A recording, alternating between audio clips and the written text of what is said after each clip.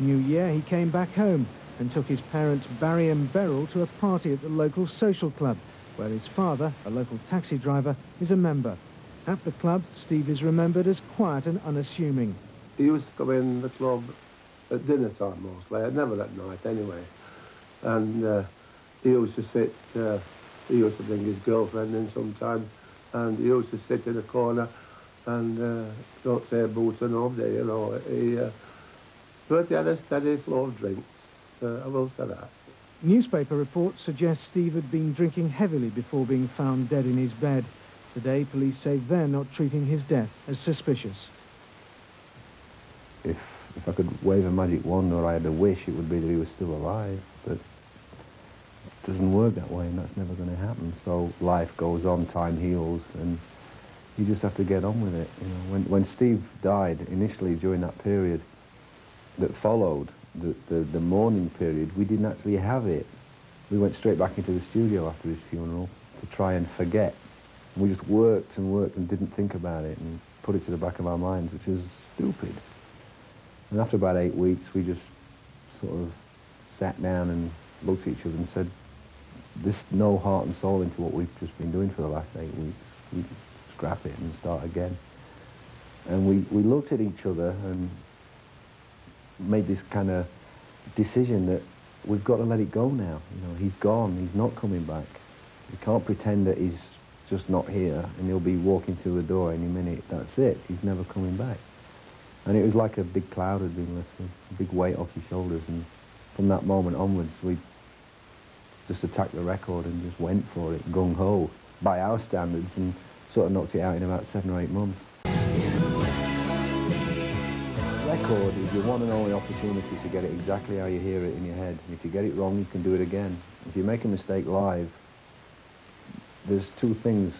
You either hope they haven't heard it, or you do it twice so they think you've done it on purpose.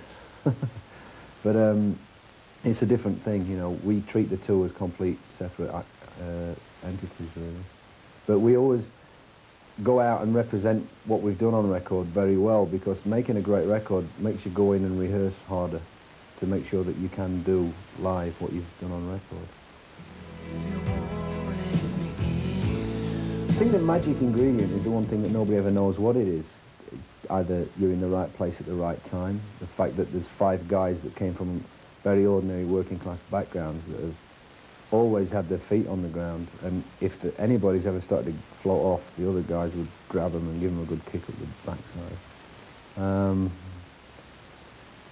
It's really hard to pinpoint what it is. I just think that chemistry is a big part of it, and that is down to, some people would say it's your star sign, some people would say it's the fact that we're all about the same age, we're all from the same place, we all had a common goal of why we wanted to do it, which was to get out of that factory thing. And we all had a music in common, which was basically rock music. But the magic ingredient, I don't think anybody can ever find. If I could, I would bottle it and sell it, trust me.